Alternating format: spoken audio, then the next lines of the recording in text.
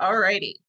So, welcome to Artificial Intelligence. We're going to discuss the pros and cons and some of the most common applications of artificial intelligence. The picture that you're seeing on your screen here is actually an artificially generated image. This is a nice little kind of yard background here, but it is artificially generated. There are some telltale signs on our artificially generated images currently. One of the things that you'll notice is tends to be a little bit too perfect. Sometimes there's just too many lumps in the bushes here. The flowers kind of blend into the bushes in a way that they wouldn't naturally. But it can be very, very difficult to tell if something is actually an artificially generated image or not. So we're going to talk about how we can actually try to pick out some of those things that you'll see commonly in AI. As I said before, my name is Rachel Murray. I used to be a librarian at the Warren Newport Library for about 22 years. I do now work at the Glencoe Public Library, but I do also still teach classes at Warren Newport. If you have any questions about this class, you can feel free to reach out to me at my email. It is rmurray@glencoelibrary.org. You can also reach out to WNPL at askus@wnpl.info. Everybody there is very knowledgeable. We'll be more than happy to answer any questions that you have. Now, all of the programs at Warren Newport are sponsored by the Friends of the Warren Newport Public Library. It's a fantastic organization with tons of volunteers who all join in and help raise money for the library. We really appreciate their support, and if you're interested in joining them, you can see more about the Friends of the Library on the library's website, wnpl.info. Alrighty, so let's talk a little bit about what AI is. We hear that term thrown around a lot, but it actually encompasses a lot of different things. You're actually probably already using AI in your everyday life without really realizing that you're doing it. Lots of the things that we use in our cars, in our homes, and even at work actually incorporate some level of artificial intelligence. So to define it, it is really defined as any kind of technology, data, machine programming that tries to mimic human thought. Now, when we say mimic human thought, we don't mean that it's like an android running around pretending to be a person. It just means that it tries to replicate some of the things that a human might normally have had a task for, counting things, filing things. We really no longer employ people to file documents because our computers will do it for us automatically. So the technical definition is it's a technology that enables computers and other digital devices to learn, read, write, create, and analyze information. It allows technology to behave in a more human-like manner, and it allows technology to work with us in a more human-like manner. There are a couple different kinds of AI, and we're going to talk about those, but the two big broad areas are like essential AI. It can assist with common tasks or replicate individual environments. But then generative AI is the kind of AI that we hear about a lot in the news these days. That is AI that can create words, can create images, can create sounds based on the data set that it reviews. Now, when we talk about the data set that AI uses, AI can only generate what it can see or what it's been taught. So that's a big deal. What it can see and what it's been taught really depends on who's done the teaching. So what can't AI do? It can mimic human creativity and reasoning, but it cannot replicate it. It cannot generate it from scratch by itself. It can only work within the information that it has been given.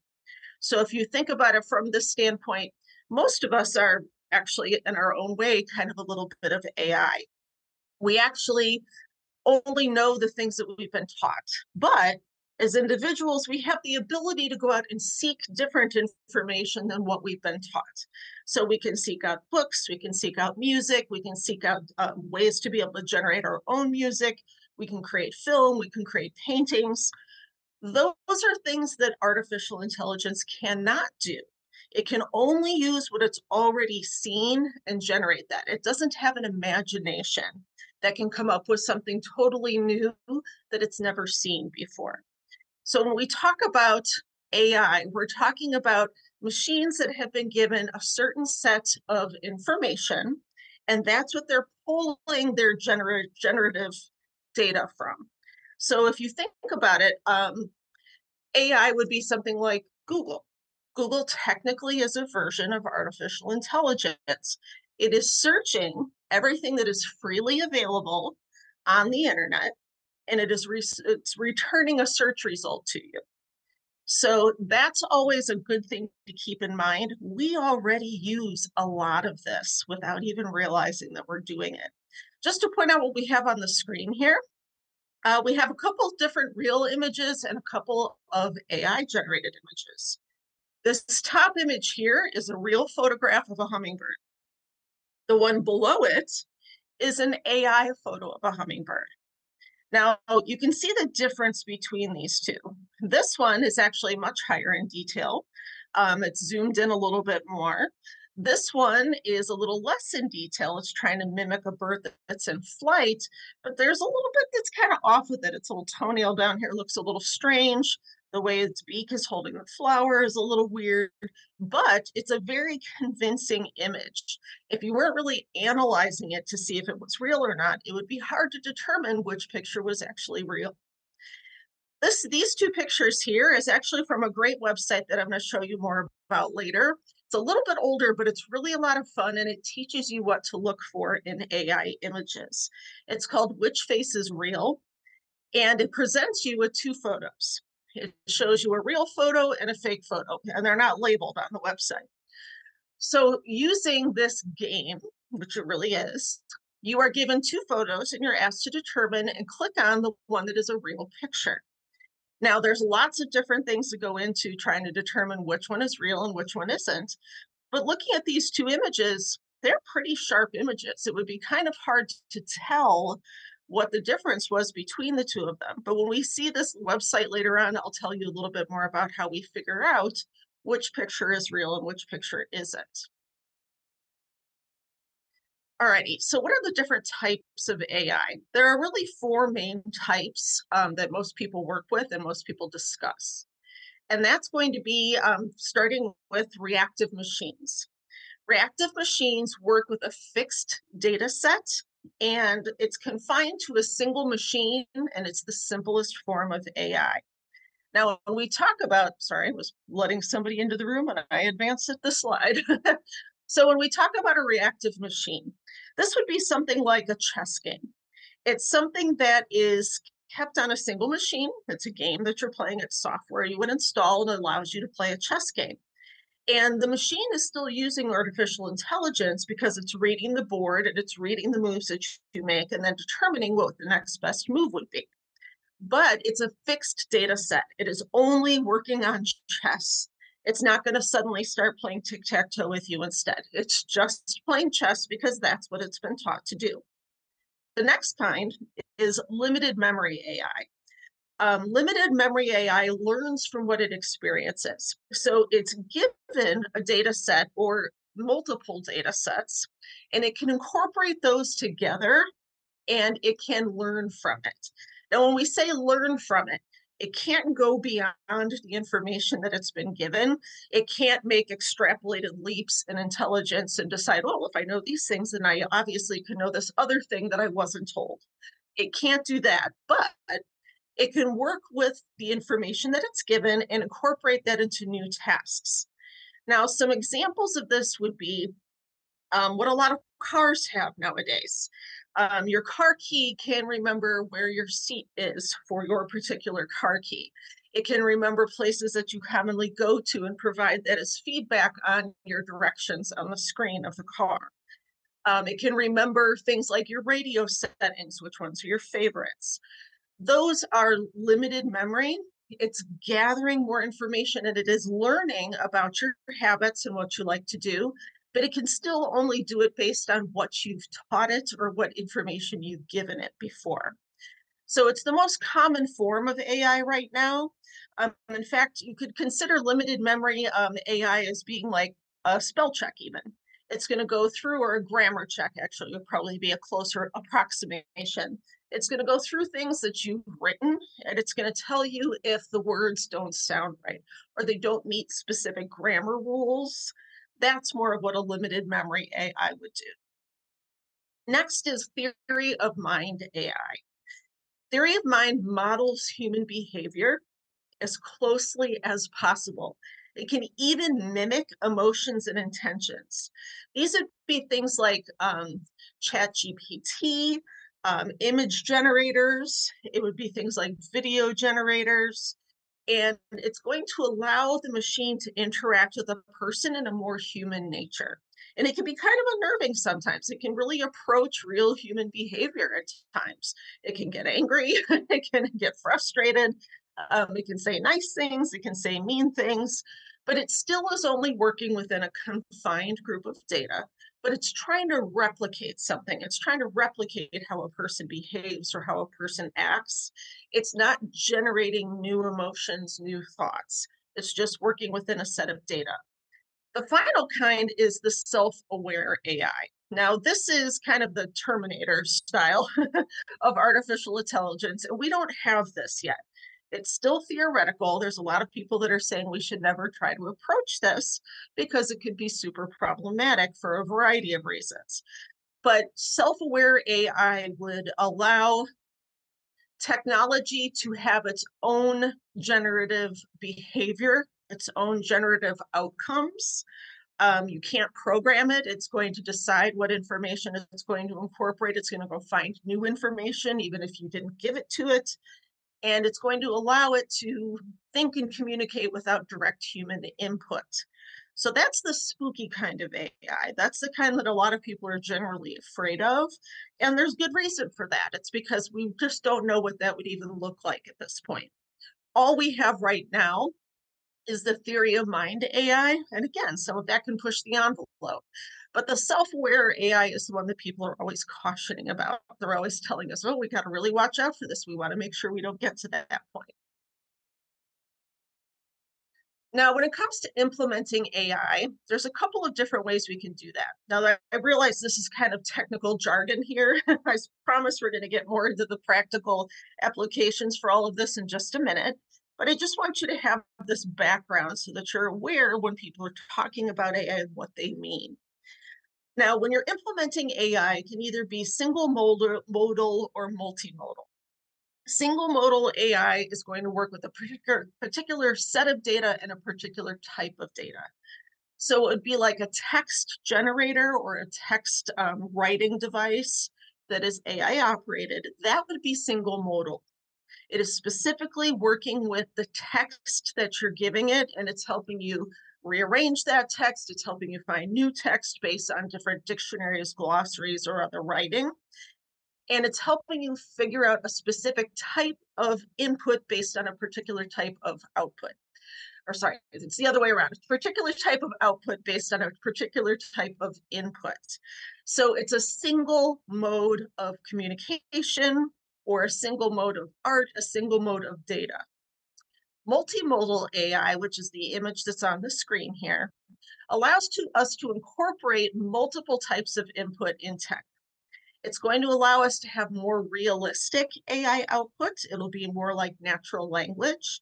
Something like text to speech or speech to text are both going to be more of a multimodal AI because it's working both with the text that we're working with and how a voice actually works, how pronunciation actually works.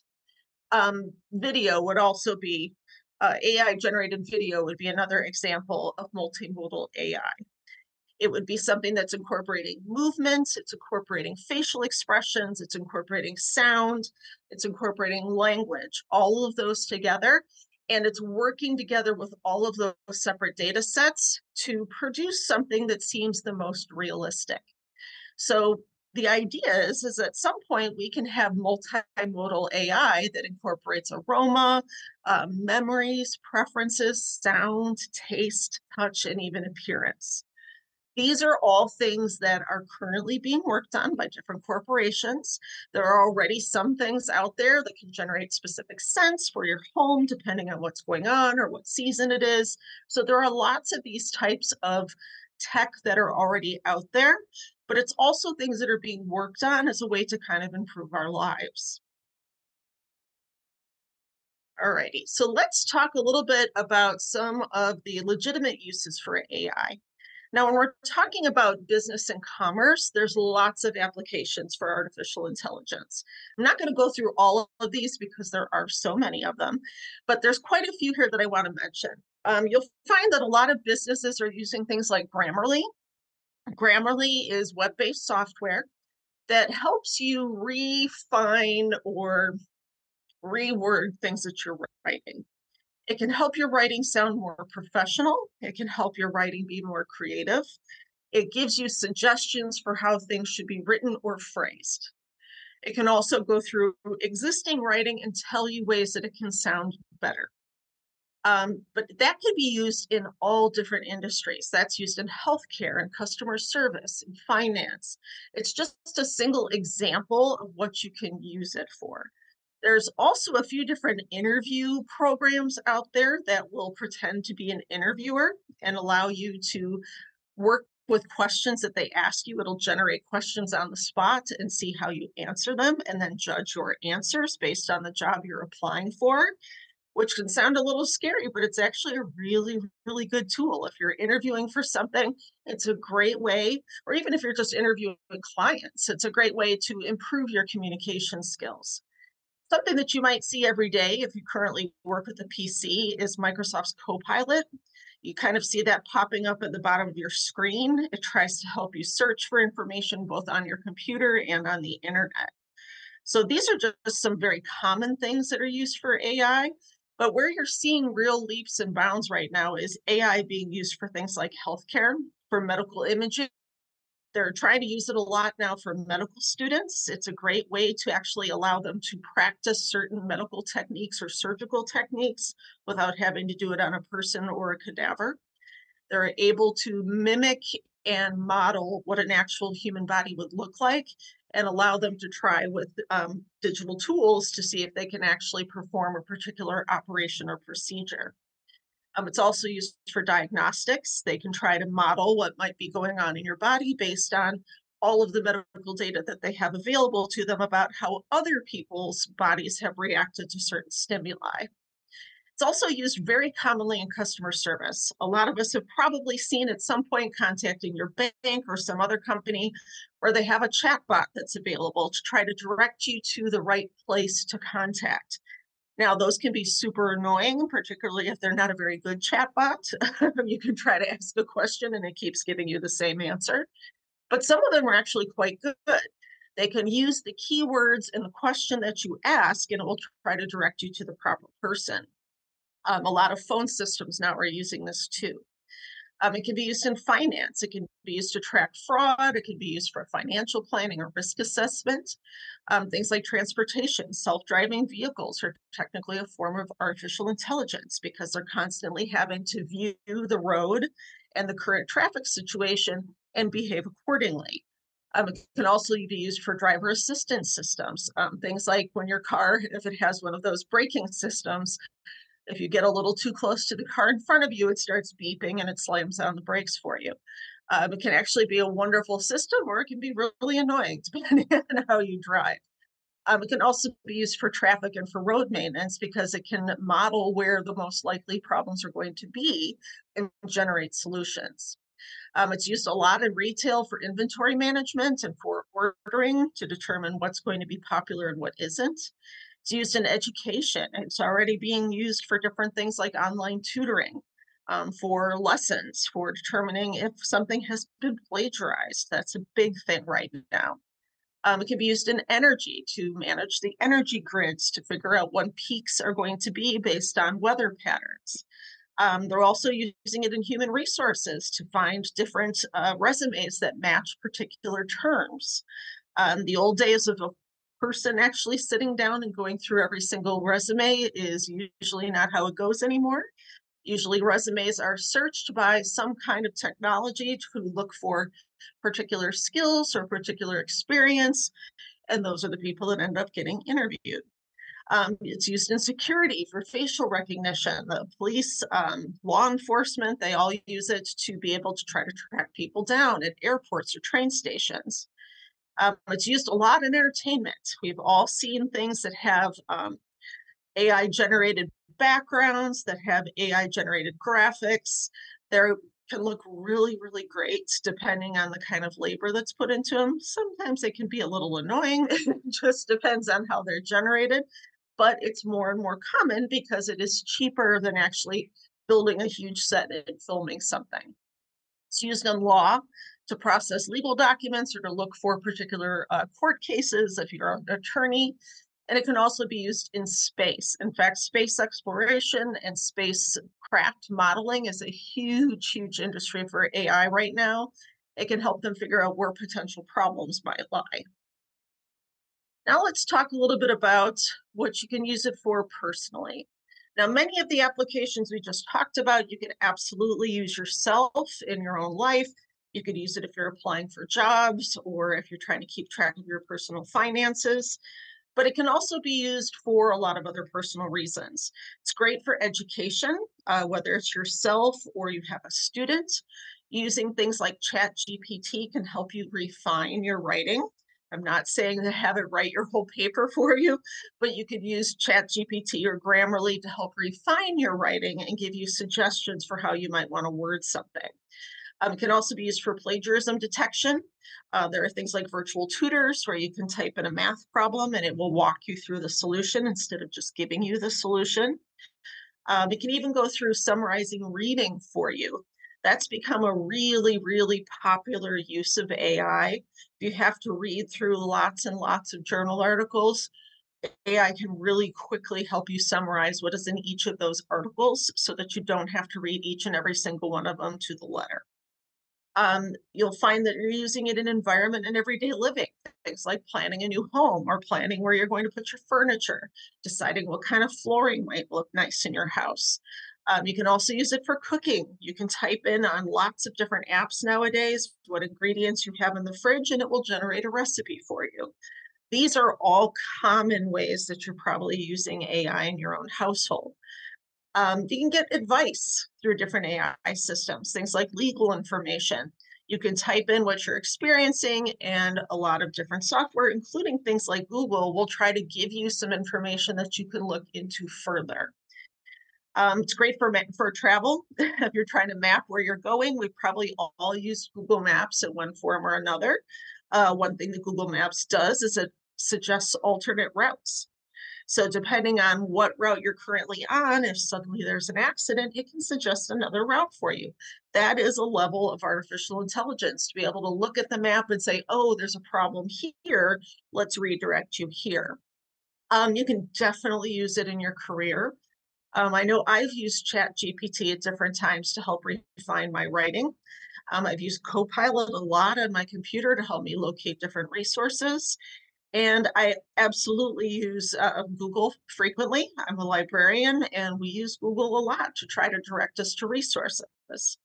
Now, something that Google can't do, though, is tell you which resource is the best and which one gives you the best information. That still requires a person to look through it and tell you what the most high quality information is from a variety of different categories.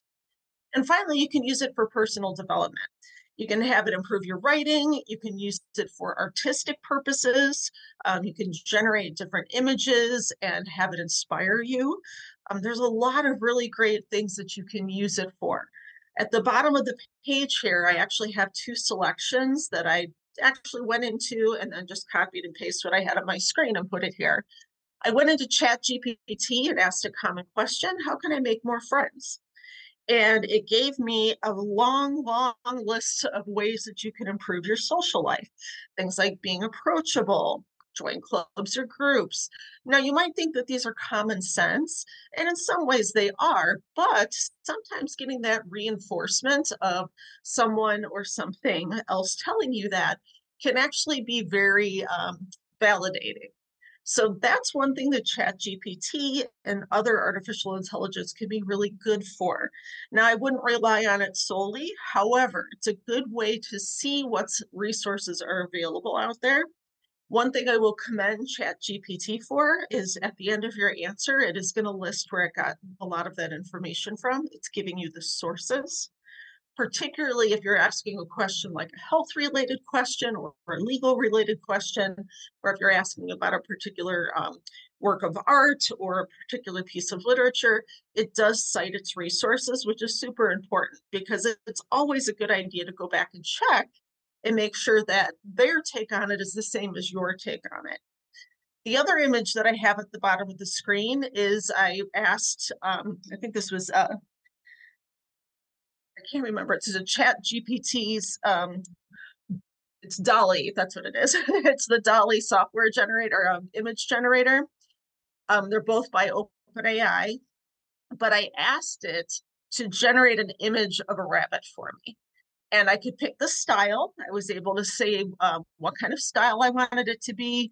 I wanted a scary looking bunny rabbit, and it gave me a rabbit that's kind of glowering at the screen here. There were much scarier rabbits in the selection of pictures, but this is the one I picked.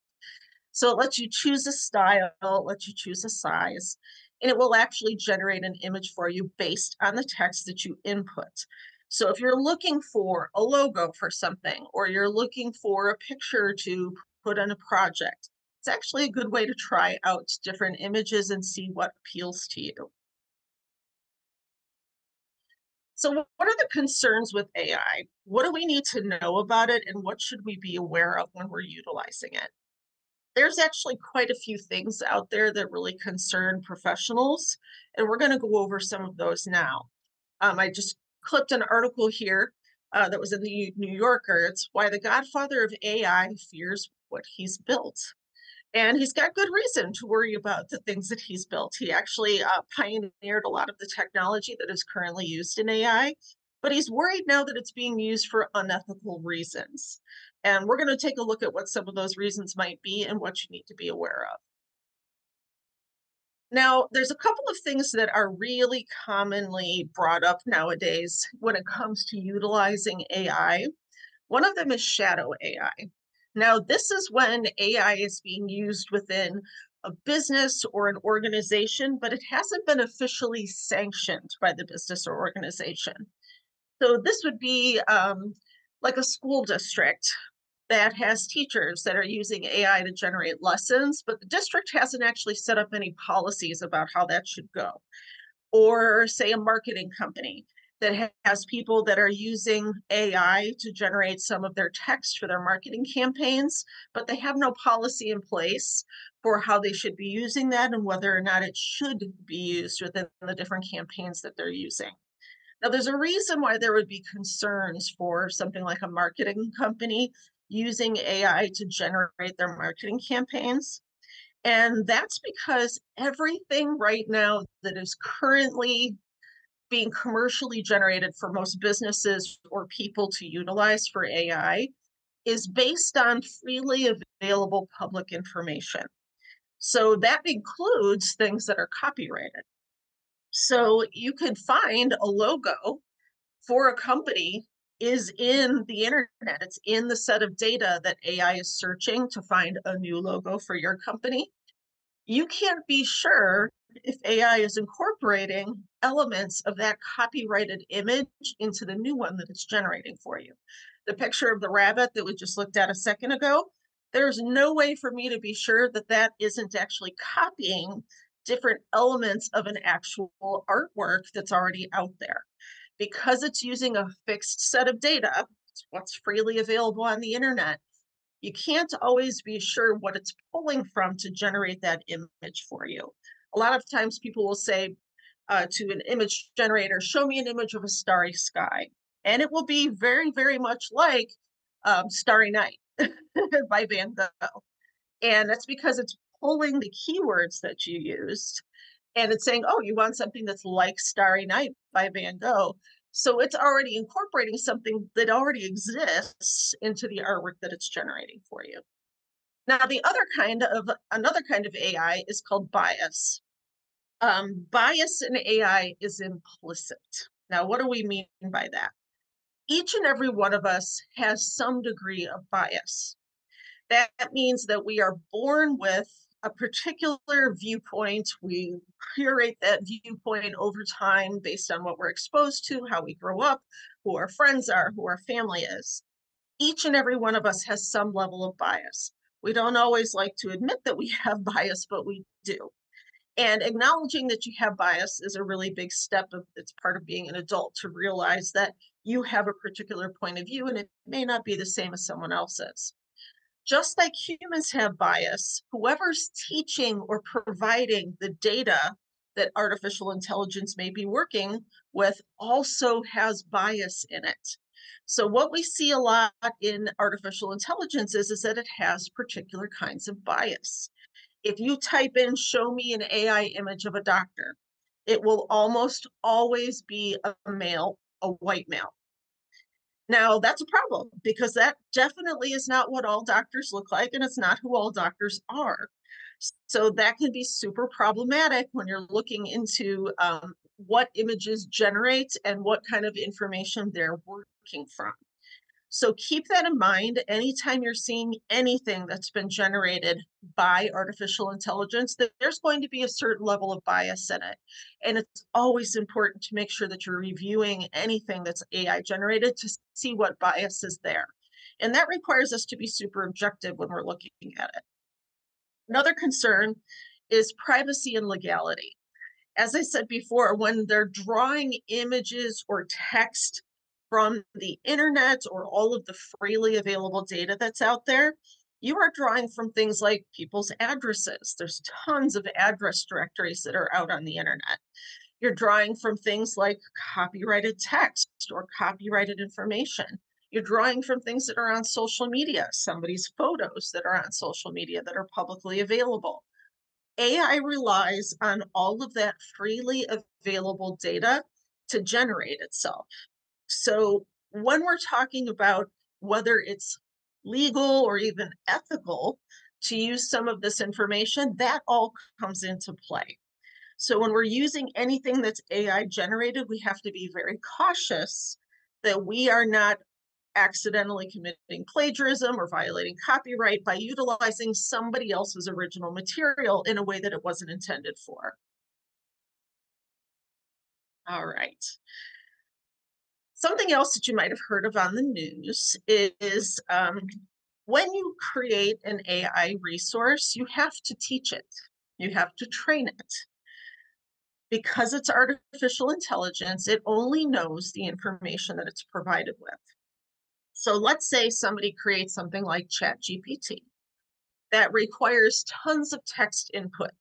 It's getting verbal input, it's getting text input, all the writing that's freely available on the internet, and even some of the things that might be copyrighted on the internet. It's getting all of that information. But to train or teach artificial intelligence requires vast amounts of energy. It requires more energy than most people realize. Just using ChatGPT for a few minutes to utilize that data set required a huge expenditure of energy. So I've got a quote here from The Verge, which is a technology journal that I love to use. They always have a lot of great information in it. But it says that training a large language model like ChatGPT or ChatGPT 3, which is a version of it, for example, is estimated to use just under 1,300 megawatt hours of electricity. That's about as much power as is consumed annually by 130 US homes, not daily, annually.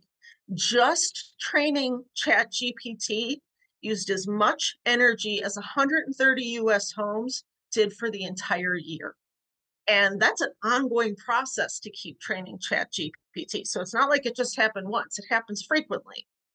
To put that into context, when you're streaming an hour of Netflix on your TV, that requires about zero point 0.8 kilowatts, which is about 0.0008 megawatts of electricity.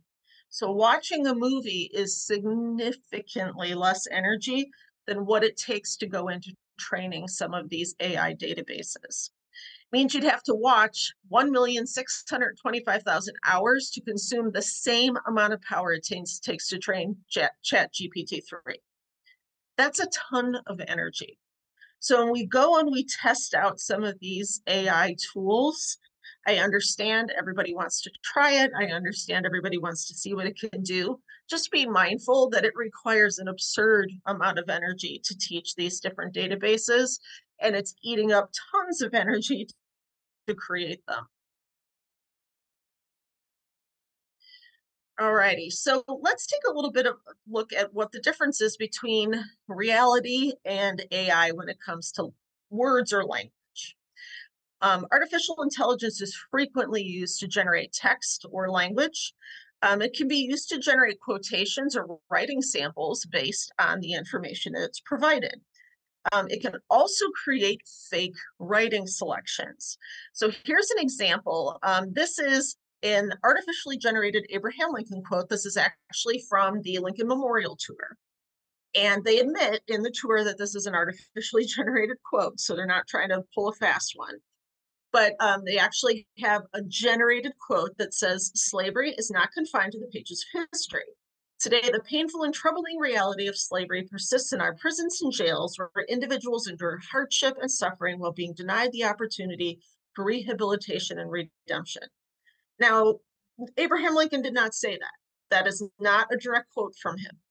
That is a computer generated quote based on all of his writings and speeches. Now, the real quote from the 13th Amendment, from which the AI is generated, which Lincoln had a lot of input in before he was assassinated, is "Neither slavery nor involuntary servitude, except as a punishment for a crime whereof the party shall have been duly convicted, shall exist within the United States or any place subject to its jurisdiction." So you can see how it's taking a context of text and it's putting it into what might somebody say about a current thing that's happening. This amendment was written back when they were outlawing slavery, but what might Abraham Lincoln have said today using that same mindset? So it can be a useful tool, but if somebody doesn't realize that that quote from the Lincoln Memorial Tour is artificially generated, they could be quoting it and thinking that it's real, and it's not. So it's really important when it comes to utilizing AI that we're not putting words in somebody else's mouth. You can do it as long as you are making sure that you state that this is not in a direct quote, that this is a generated quote. It can be a really good way to kind of synthesize somebody else's writing or thoughts or words, but you always want to make sure that you say, "But this did not come directly from them." It's super important. Now, we can use AI to kind of help us detect AI. There's a couple of great tools out there that can help you determine if text that is written or that you find on the internet or that somebody has given you, if that has been artificially generated.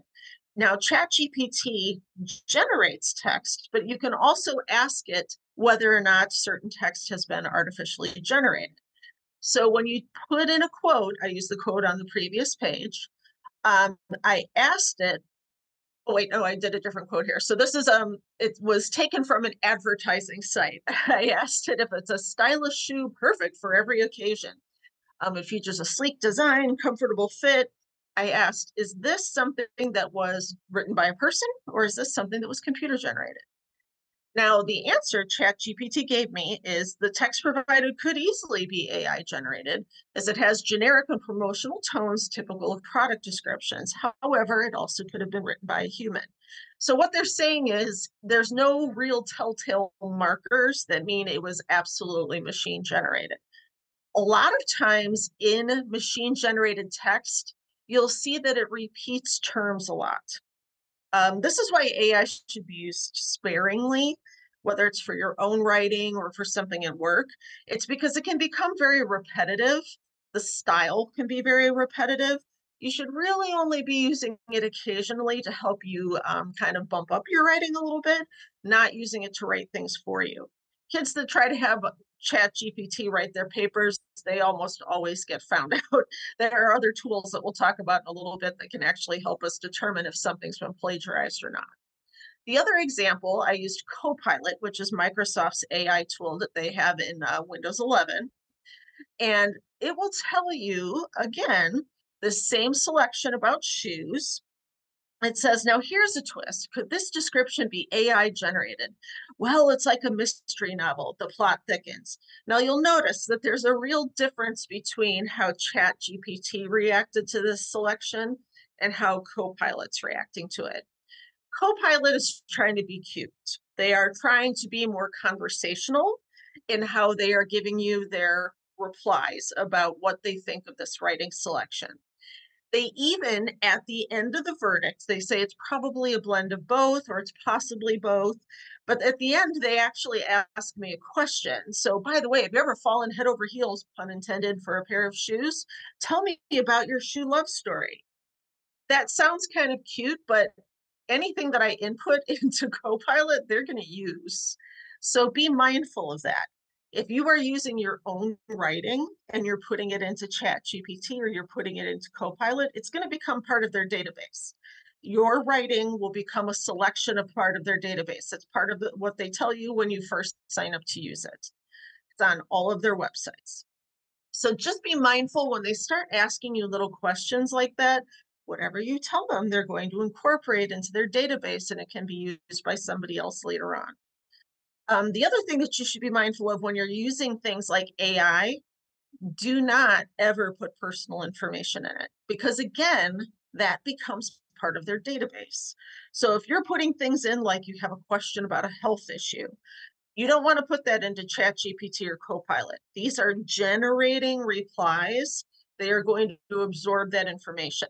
Now, if you put in a general question like, what does it mean when you have a red mark on your arm or something? That is not personal. You don't want to be putting in things like, I'm 52 years old and I have all these health issues and I'm taking all these medications. What does this red mark mean? That's what you want to avoid doing. You want to make sure you're not giving them more information than you intend. Now, here's an example of how visual media can be manipulated using AI. There's a lot of visual cues that an image might be artificially generated, particularly the ones that people tend to like the most. Those artificially generated images tend to have an ethereal quality to them. They tend to look a little too perfect. Looking at the two pictures that we have here, we have an actual picture of Prince William and Princess Kate when they got engaged. Then we have another picture that was an AI photo from around the same time. And it wasn't generated at the same time, but it's supposed to be like the same time frame. You can see there's a big difference between the two. The regular photo looks much more natural, the way they're looking at the camera, just the way their skin looks and their eyes look, it just looks more normal. The artificially generated image just looks a little plastic. It looks a little too formal, a little too perfect. You'll notice that there's something weird going on with what her earring is supposed to be in her hair. There's like a white blotch there. There's a lot of unusual things going on in that picture. Now, it's not always going to be that obvious that an image is artificial, but when you start looking at images and you start realizing that there are telltale signs, it's the same thing as with text. Repetitive text or using the same style over and over again is a hallmark of AI generated text. Overly artificial images and overly polished things, or even little errors in images, are a hallmark of artificially generated pictures. Here's an example of how AI can be harmful. Whenever somebody is using artificially generated text or artificially generated images to try to evoke a reaction from you, that is an unethical use of AI. We see this a lot, particularly this year. It happens to be an election year. We're seeing lots and lots of artificially generated images that are being used to try to get a reaction out of people. The previous one of Princess William and Prince William and Princess Kate was kind of a benign one. It doesn't really affect anything. They're not running for office. Nobody's going to change how they, vote for them based on those pictures. The ones that we have on this page here, though, could possibly be harmful. They are showing our our previous candidates for president. It's got Biden and it's got Donald Trump. in artificial situations. Neither of these pictures are real. They're both fake. They're both showing them getting arrested. And these are frequently circulated on different websites to evoke a reaction from somebody. Sometimes they're used to outrage people who are upset that somebody got arrested. Sometimes they're used to support a different candidate saying, oh, look, this person got arrested. You don't want to vote for them. Both of these examples are harmful because they're not true. They're incorporating what the person looks like, they're incorporating what some police officer looks like, even. But they're inserting somebody into a situation that is not correct. It's not real. So that's when artificial intelligence becomes super dangerous because you can use it to generate a quote that somebody didn't say. You can use it to make a video of somebody saying something that they didn't say, or you can create a picture of something happening that didn't happen. This is why we should always use skepticism and good media literacy tactics when we're consuming any media, particularly in election years. And we're going to talk a little bit more about what that process looks like in just a couple of minutes. So, some other things to watch out for when it comes to AI. Um, there's a lot of telltale signs, as I said before. When it comes to text, you want to look out for overly uniform, formal writing styles. It will repeat key phrases over and over again. It will repeat big words over and over again. That's actually a real hallmark that it will latch on to certain phrases about a specific topic and it will keep using them. The citations cannot be reached or reviewed. If there's a citation listed for something and you can't click on it, you can't go find it, you can't determine where it came from, that's a pretty good sign that what you're looking at was not actually cited and that it probably was artificially generated. Generic or easily Googled or repetitive information and stereotyping. This goes along with what I was saying before about, all doctors are white males or all attorneys are white males, those kinds of things. Anytime you're seeing a stereotype being repeated like that throughout an example, that's a good hallmark that it could be something artificially generated. Now, it's always possible that you have a person that's using generalizations, but AI tends to fall into that a lot more frequently. When it comes to photos or images, you will find that a lot of times that they're going to distort the body images. This is something that you see pointed out a lot in the news. There was a picture of a model that was supposed to be in like Greece or something a few months ago that was all over the news because they were pointing out that she had like 7 fingers on each hand. That's a common thing. Too many digits on the hands, too many digits on the feet. Things don't look right on the body. Ears are sometimes hard for AI to generate. Teeth are very hard for AI to generate. Glasses can be hard. Jewelry can be hard. And hair can be difficult. It'll kind of look like you have a hair helmet on. But in the two images that we have on the screen here, we have one that's an image of a little boy with a pretend boat, and we have an image that's supposed to be Marilyn Monroe.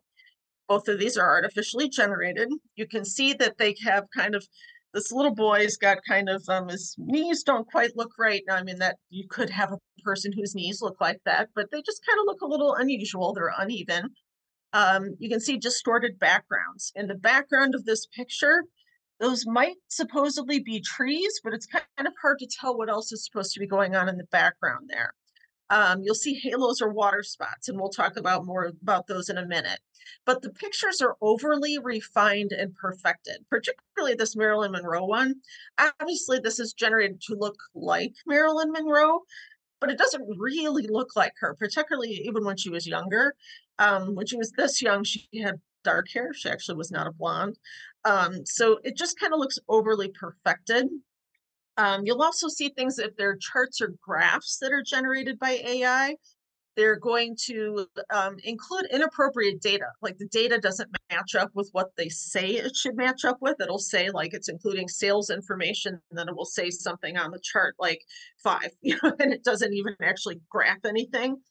And you'll also, again, see lots of stereotypes. Again, this is a little boy from obviously like an Asian setting with an Asian, this is, I think, a Chinese junket style boat. Um, how do we know that this boy is even Chinese? And it's just a stereotype that is added into the photograph. So let's talk about some common popular consumer products that you'll find from AI. Now, we talked before about things like Copilot and Grammarly. Something that has been fairly newly released is Amazon Ads.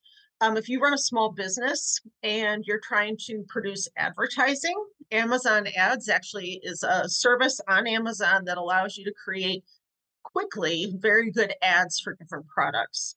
Now, you want to be careful with Amazon ads. A lot of times it can actually generate something that doesn't look at all like what you're trying to have it look like.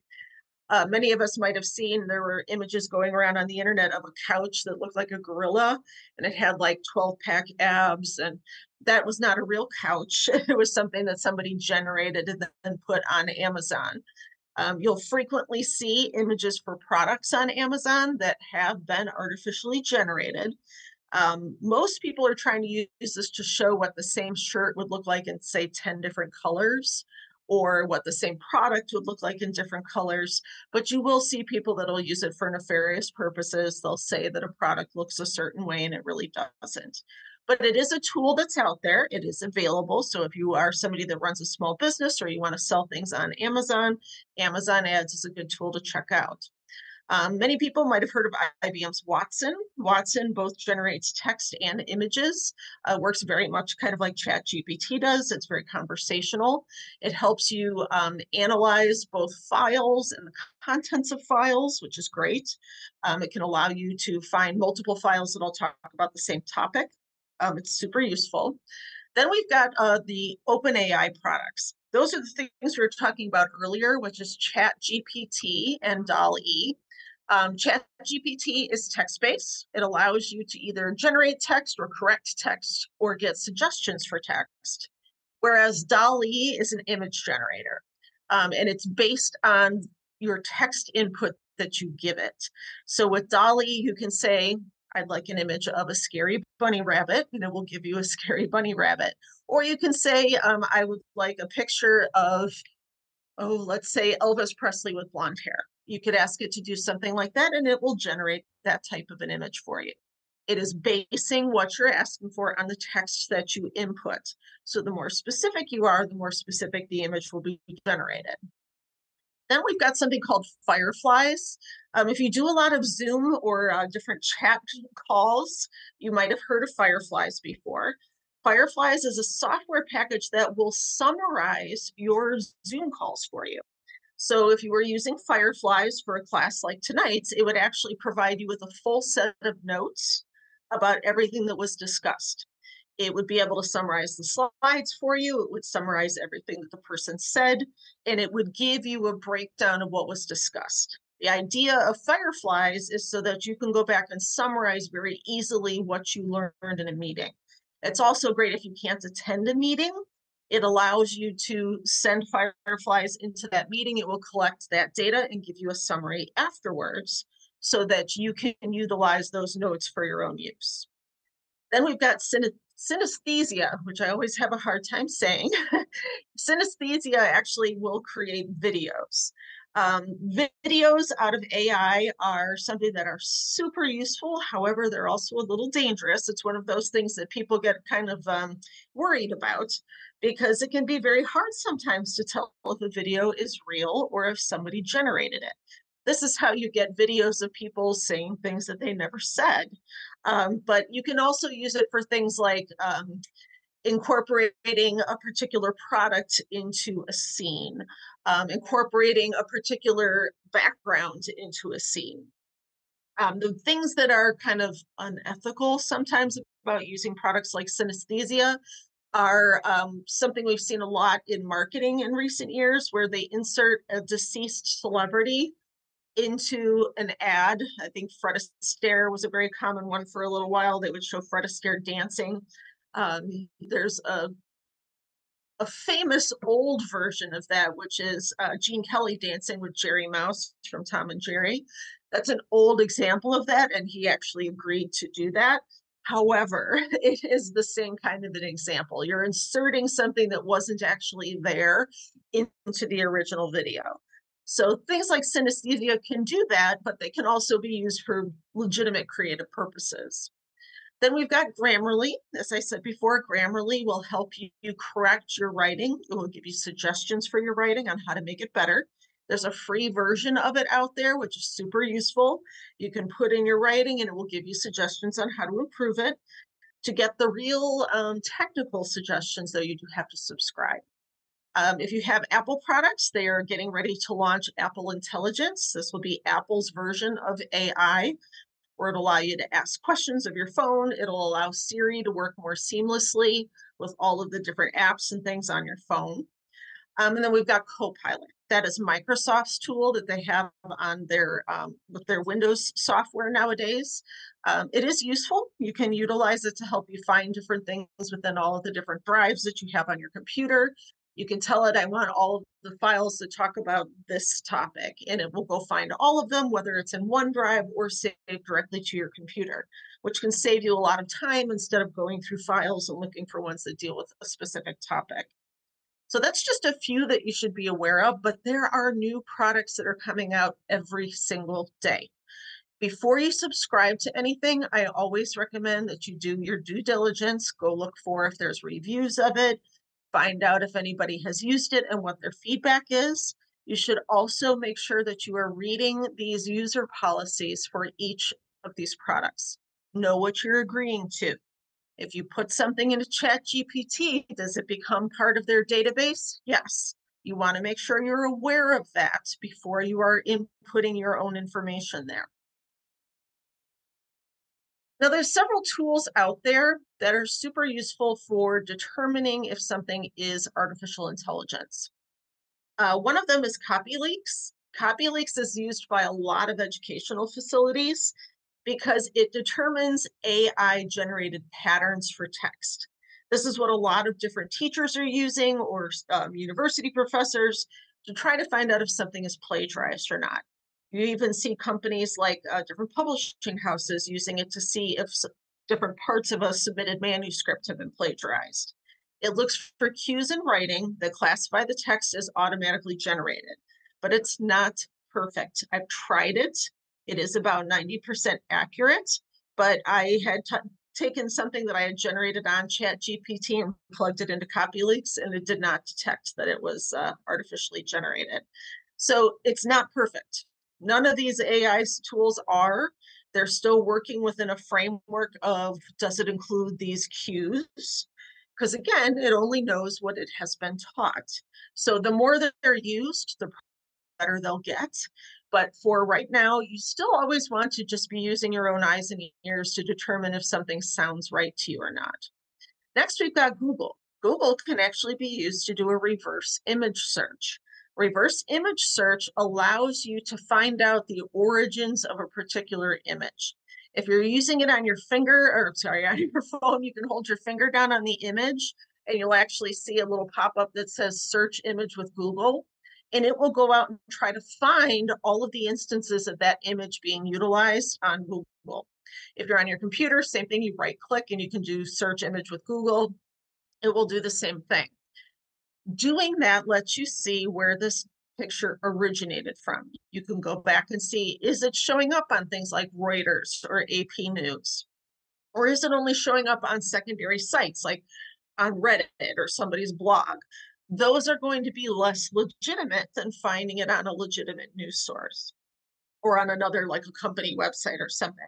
It also gives you the opportunity to go and read what it originally said on the website that it was originally published on.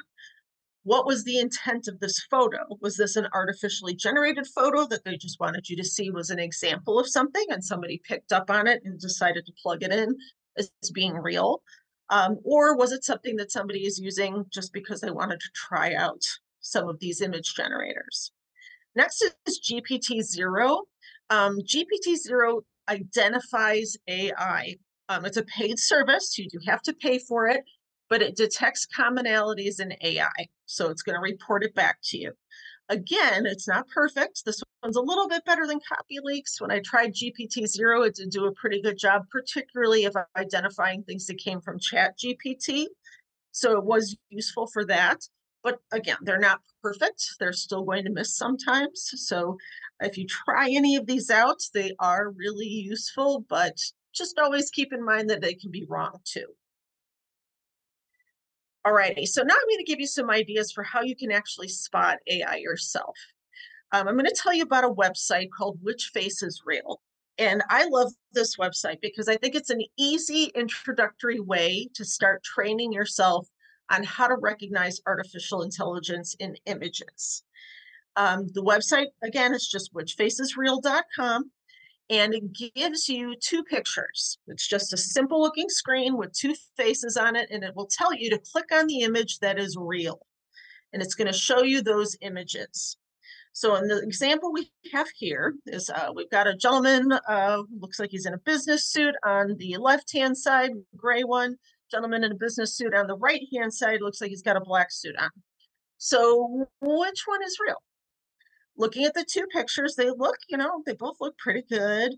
What's going on here? Which one might not actually be a real person? Well, the face on the left is actually not a real image. That is a computer generated one. It's compiled from millions of pictures across the internet. The gentleman here on the right, he is a real person. Now, how can we tell? What are the telltale signs that I can see in this image on the left that's telling me it isn't real? There's a few different things that you can learn, and this website, Which Face is Real, actually has an education part on it that explains what to look for. Now, there's a few things to look for here.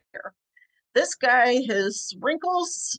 He's got wrinkles here, but they just kind of look a little strange. His eyebrows aren't quite symmetrical. I mean, that could just be a bad plucking job, but it's something to keep in mind. We've got kind of a case of helmet hair going on here. We've got suit looks okay. There's nothing really going on in the background, but he's got kind of a little artifact up here in his hair. There's something that you'll start seeing sometimes in AI pictures, and it's a little kind of a reflective blob that you'll see in places. Particularly when you're looking through Which Face is Real, you'll start to notice it a lot. You'll see it in the hair, or sometimes it's just behind the ear, sometimes it's in the background. It's an artifact of artificially generating the image, and it's usually going to be seen in places where AI has the hardest problem. That's going to be in backgrounds, hair, ears, glasses, sometimes by teeth, a lot of times along the shoulders, you'll see it there.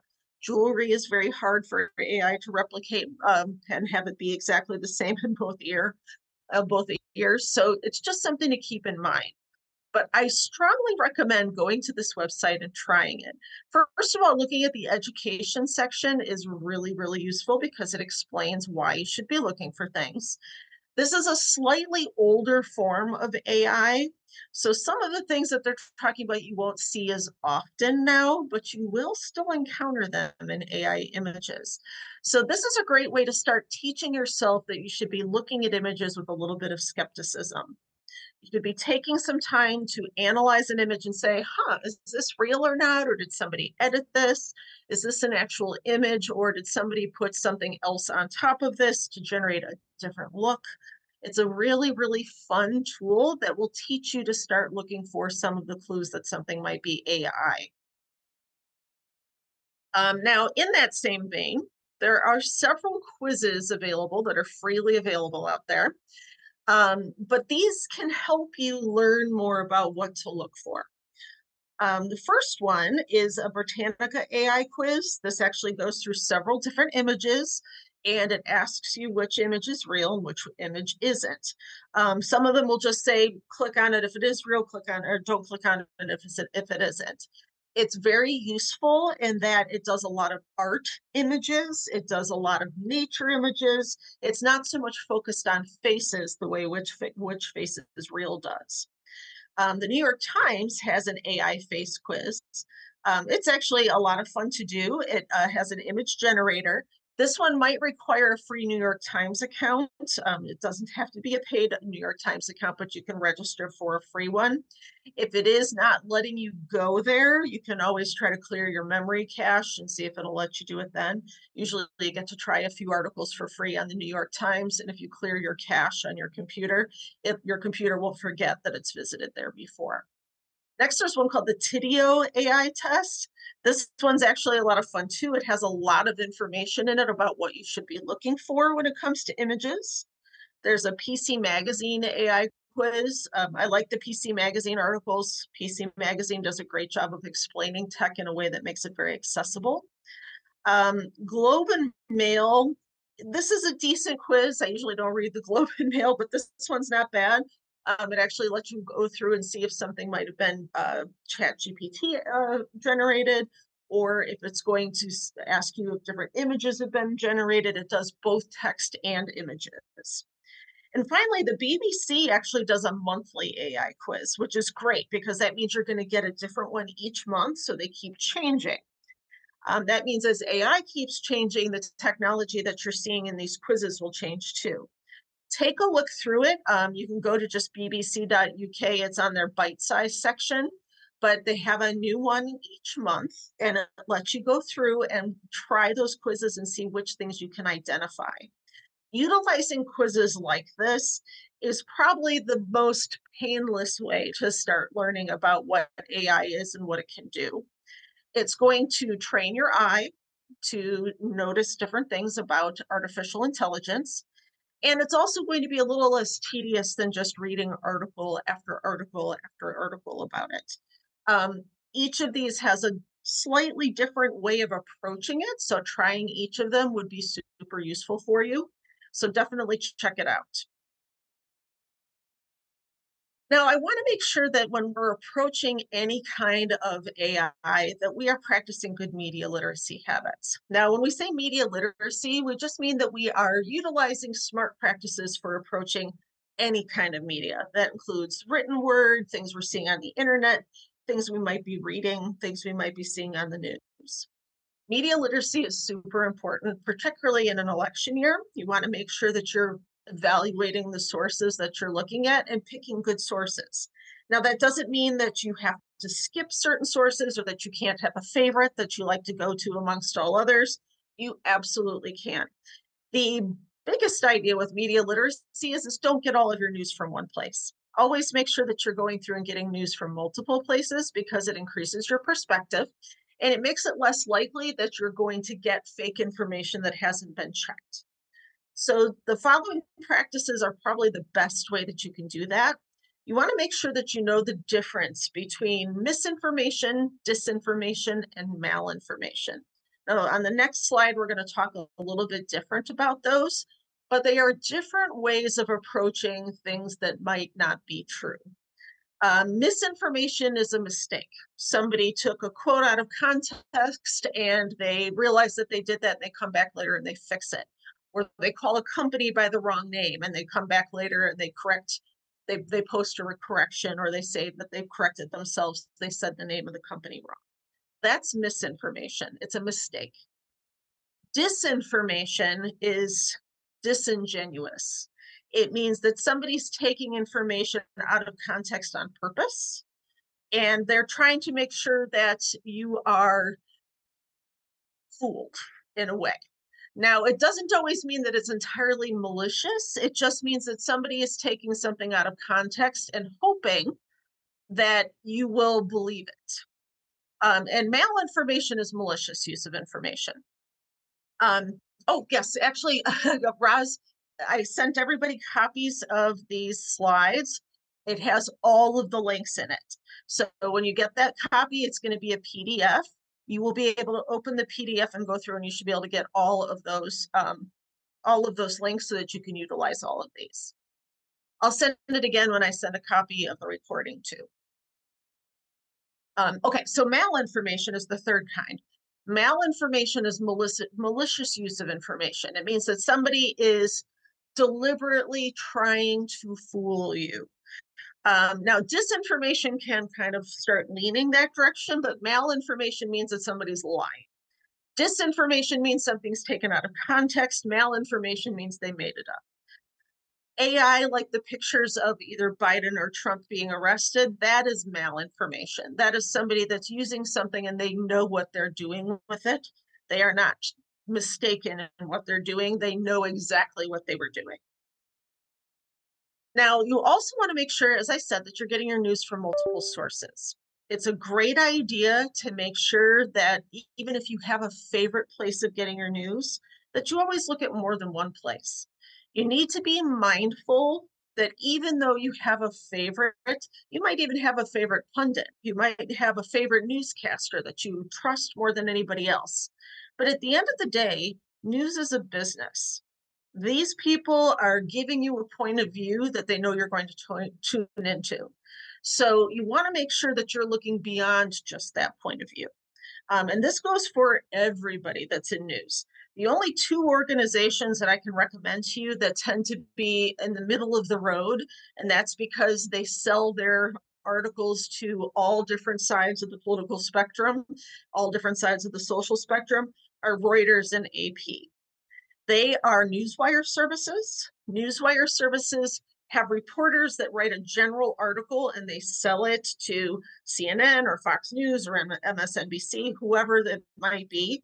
They sell that general reporting, and then those news stations put their own spin on them from there.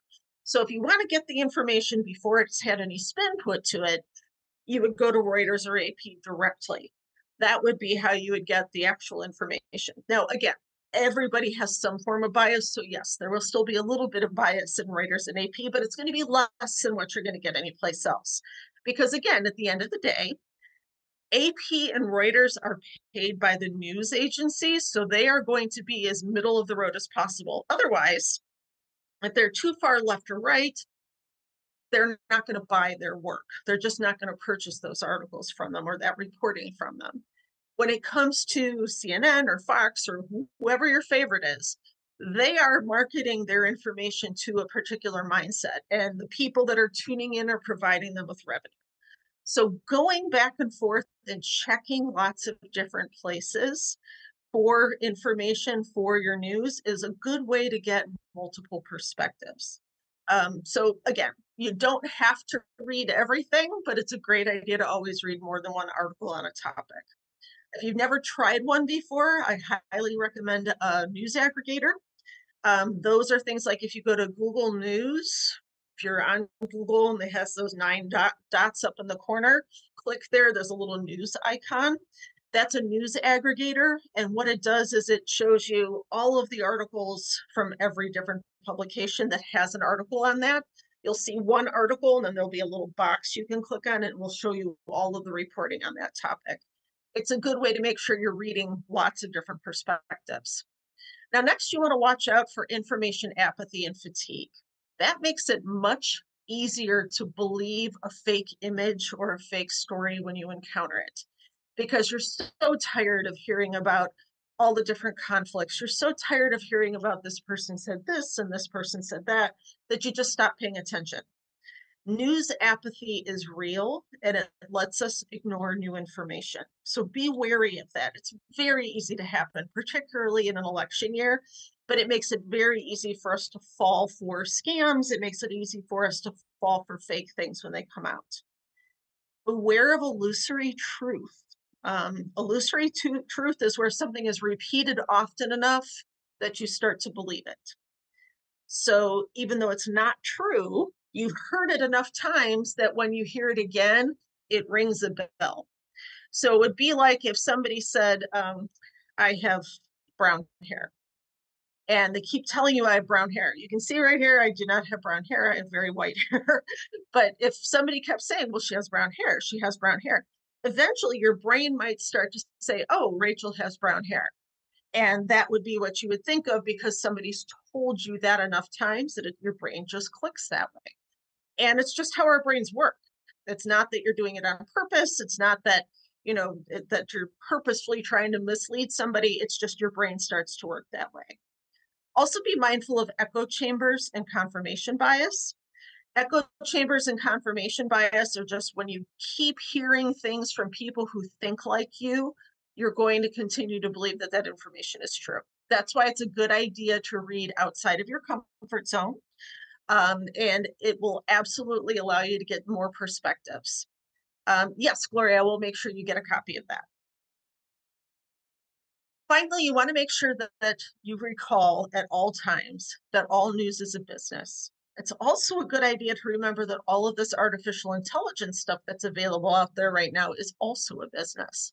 They're selling you a product. They want you to come back and use it. So they're going to try to put things in a way that you prefer, that you enjoy. News is a business. They're selling you a particular point of view. You're going to tune in if you happen to share that point of view or you like what you're hearing. So keep that in mind. If you don't prefer the viewpoint, you probably wouldn't tune in. So always make sure that you're keeping that in mind when you're getting your information. It's a good way to make sure you don't fall victim to somebody telling you something that is not correct. As I said before, I was going to tell you, oops, I went a little too far. I was going to tell you a little bit more about misinformation, disinformation, and malinformation. This slide just does a good job of kind of pointing out to you what those have to do with each other. Again, misinformation is an unintentional mistake. It would be something like somebody calling somebody by the wrong name or by the wrong company by a wrong name. Something's misquoted, but they come back and they correct it. This is things like inaccurate captions, those kinds of things. It was an actual mistake. The person did not do it on purpose. Disinformation, as you can see, is closely related to misinformation, but it's fabricated or deliberately manipulated things. It's using real information, but it's actually being created by conspiracy theorists or rumors in order to be misleading. They're taking information that's out there and they're kind of tweaking a little bit so that it's not going to be true, but it will feel like it's true. Finally, malinformation is the deliberate publication of private information for personal or corporate gain. The way I like to always describe malinformation would be like doxing somebody. Malinformation would be taking something that's true, but publishing it when it's private and personal. So malinformation would be like if somebody had gone on vacation and they didn't want anybody to know where they went, and you took a picture of them on vacation and posted it all over social media.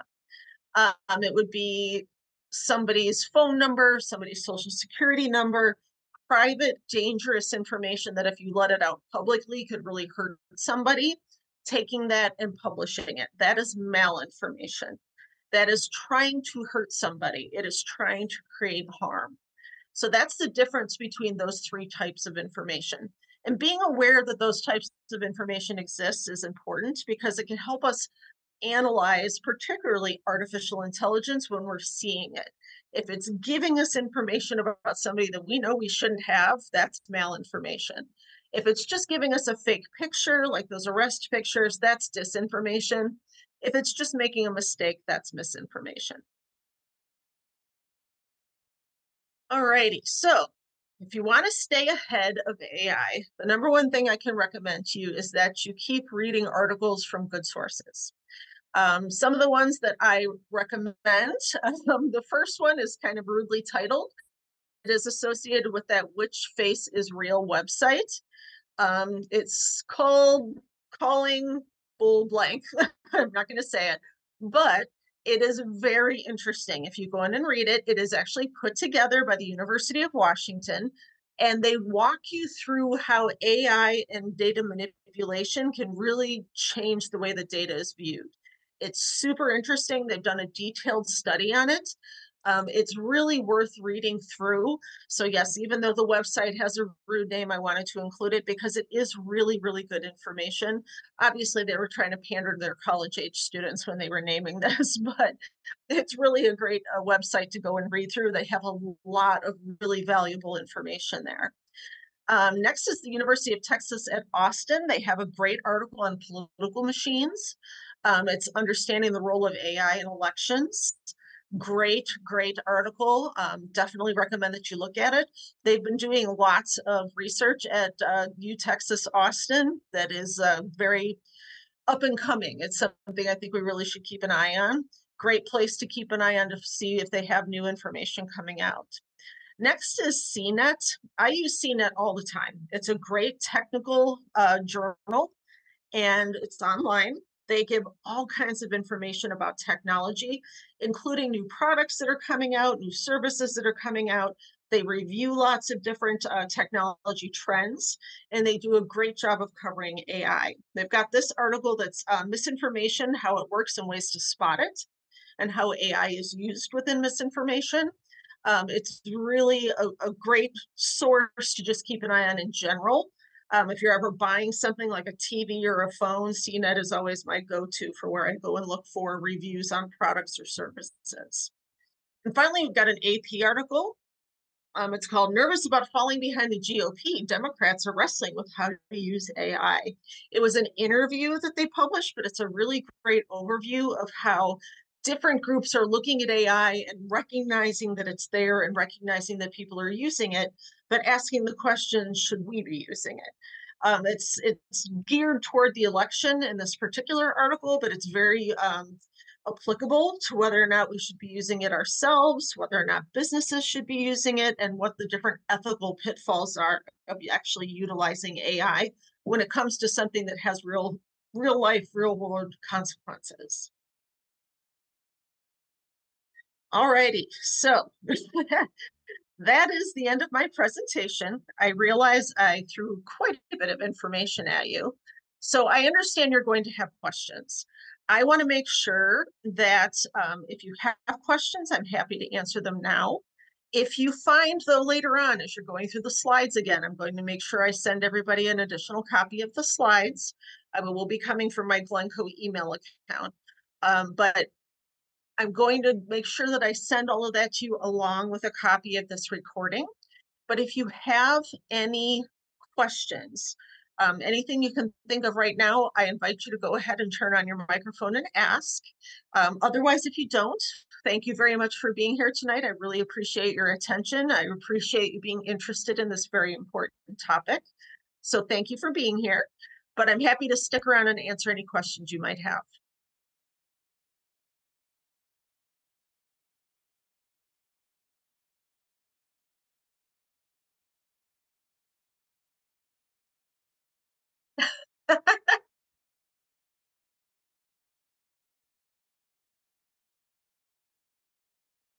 Yes.